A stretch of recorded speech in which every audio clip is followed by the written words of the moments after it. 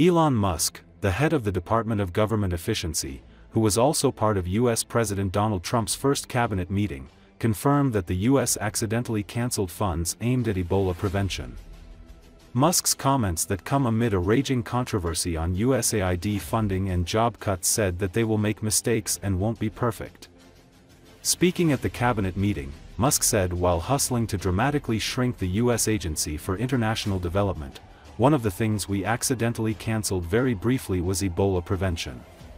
He later insisted that there was no interruption in services before the funding was restored. However, according to a USAID official, no funds for the agency's Ebola response had been released under President Donald Trump's January 20 funding freeze for foreign aid, including for efforts to combat the spread of the deadly virus. Thank you very much. This can only be done with your support. So this is really the urgent support function for the President and for the agencies and departments to help achieve those savings and to effectively find 15% in reduction in fraud and waste. And we bring the receipts. So people say, like, well, is this real? Just go to doge.gov. We line item by line item, we specify each item. So, and I should say, we will make mistakes. We won't be perfect, but when we make a mistake, we'll fix it very quickly. So, for example, with USAID, one of the things we accidentally canceled very briefly was Ebola prevention. I think we all want Ebola prevention. So we restored the Ebola prevention immediately, and there was no interruption. Responding to reporters' questions about a potential visit from Ukrainian President Volodymyr Zelensky amid reports that a rare earth minerals deal is imminent, U.S. President Donald Trump said, "I hear that he's coming on Friday. Certainly, it's okay with me if he'd like to. And he would like to sign it together with me," Trump said.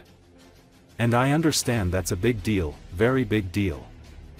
According to Associated Press, 3 senior Ukrainian officials said Tuesday that Ukraine and the U.S. have reached an agreement on a framework for a broad economic deal that would include the exploitation of rare earth minerals. The officials, who were familiar with the matter, spoke on condition of anonymity because they were not authorized to speak publicly. One of them said that Kiev hopes that signing the agreement will ensure the continued flow of U.S. military support that Ukraine urgently needs. The agreement could be signed as early as Friday, and plans are being drawn up for Ukrainian President Volodymyr Zelensky to travel to Washington to meet Trump, according to one of the Ukrainian officials. Another official said the agreement would provide an opportunity for Zelensky and Trump to discuss continued military aid to Ukraine, which is why Kyiv is eager to finalize the deal. Trump also told reporters he was interested in buying rare earth minerals from Russia. No, the digital tax is taking place all over Europe. They're taxing us, and they're doing other things. They're suing all our companies. Is it true that President Zelensky is coming on Friday to meet with you, and is the mineral deal sorted out? Yeah, I hear that. I hear that he's coming on Friday. Certainly, it's okay with me if he'd like to, and he would like to sign it together with me, and I understand that's a big deal, very big deal.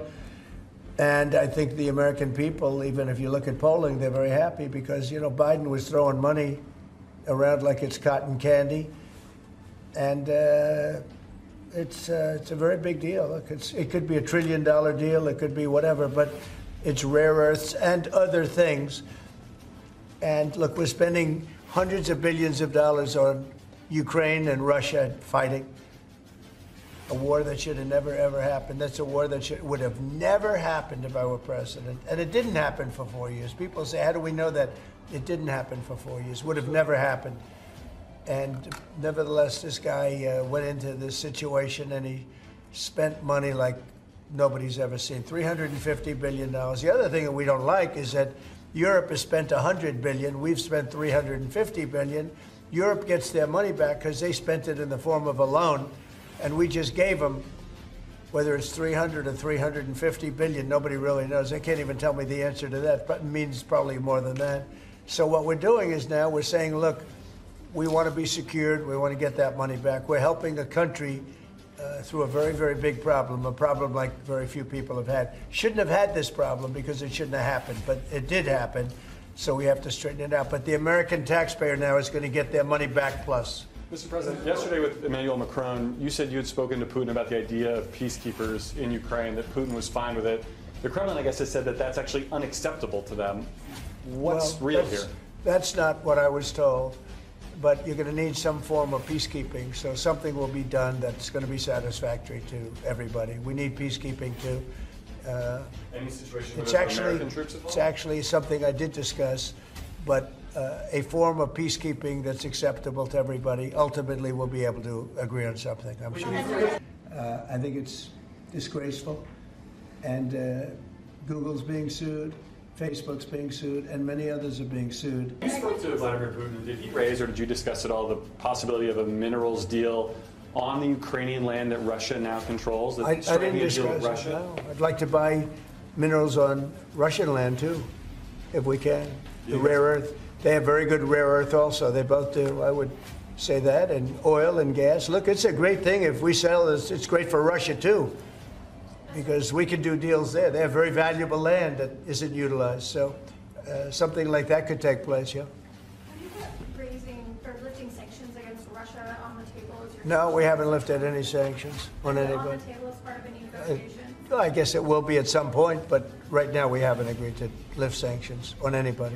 On that, nothing to do with the taxes, because the taxes is what's bringing all these companies in. So, a far-right populist who won the first round in Romania's cancelled presidential race last year was stopped in traffic by police on Wednesday and taken in for questioning by prosecutors, his communication team said. Călin Georgescu was about to submit his new candidacy for the presidency, his team said in a post on Facebook. He was taken in for questioning at the General Prosecutor's office. It isn't yet clear why prosecutors have taken the 62-year-old Georgescu in for questioning, or whether he will be charged with anything. No details were immediately available.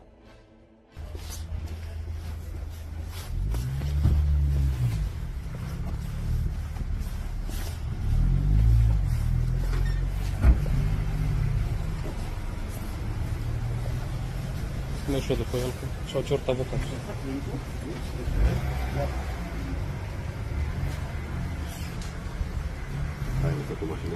Nu pot să lăs la mașină, că pe aia intru eu, mă.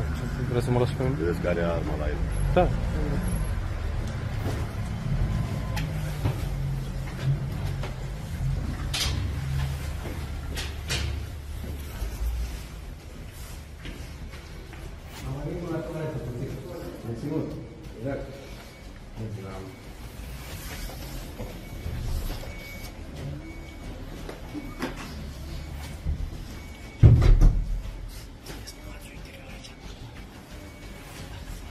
Eu n-am o problemă.